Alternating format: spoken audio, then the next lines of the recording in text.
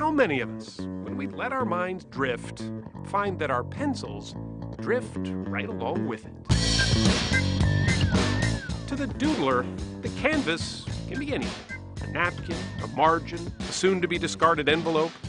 Yet, for all its ubiquity, the doodle seems to be the artistic equivalent of Rodney Dangerfield. It just gets no respect. Even the Oxford English Dictionary reduces the doodle to a drawing made absent-mindedly. Face, tongue. And boy, does that upset doodler Sonny Brown.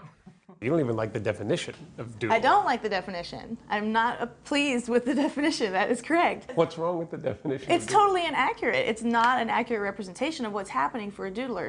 This is basically what your notepad looks like. A bunch of drawings and arrows and... Yes.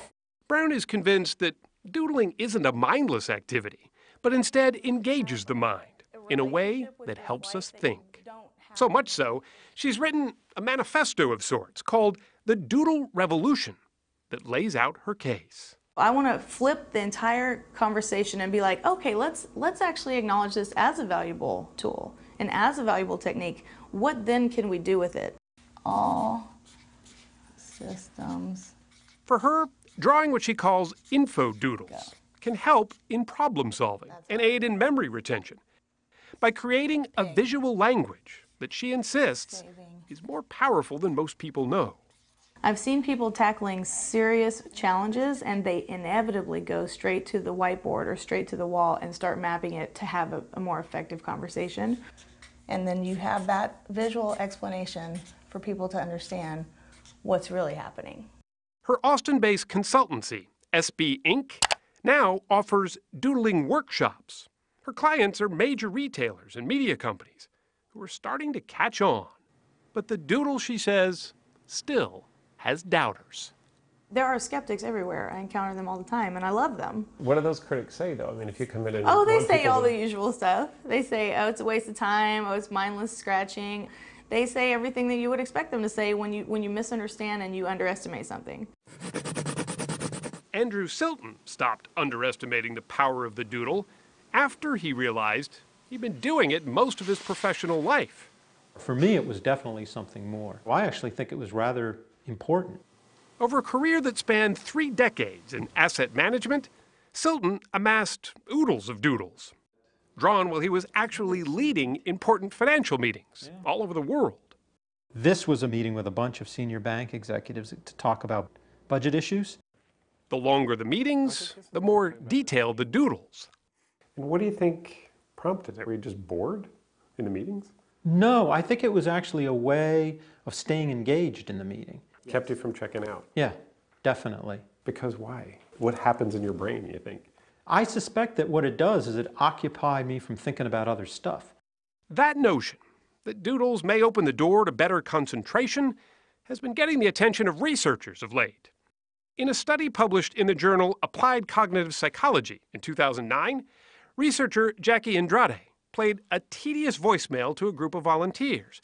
Some were asked to doodle, while others simply listened to the message. Well, it turns out the doodlers remembered 29% more details than the non-doodling group. Doodling has been grossly understudied. It is one of the most neglected day-to-day activities. Jesse Prinz teaches philosophy of the mind at the City University of New York. His blue hair is as much a trademark as his obsession with doodling heads. They're all scrap paper. Every one of them is on some sheet. Great environmental message here. He's drawn thousands of them, all while he was supposed to be paying attention to something else. Every single picture you see here was drawn during an academic lecture.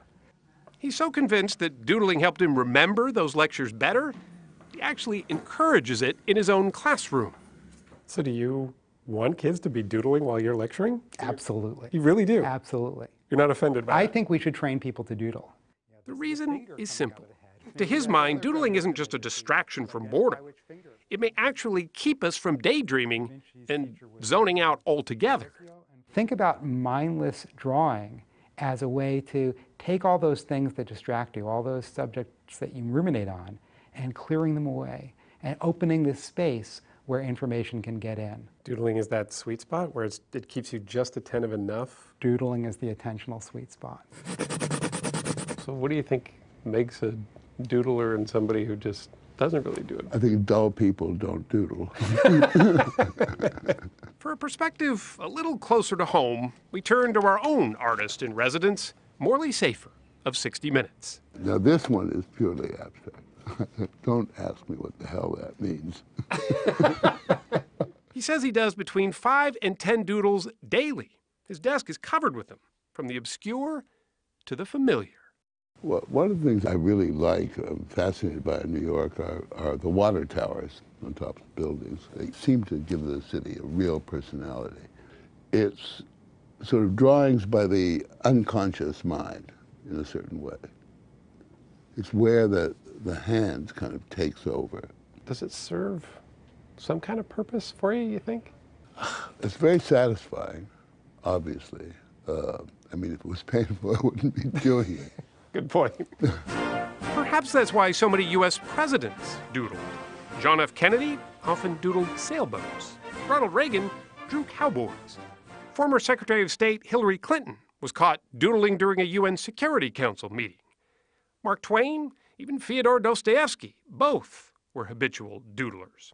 There was a time, it seemed, when doodles were black and white proof that the usually embarrassed artist wasn't really paying attention.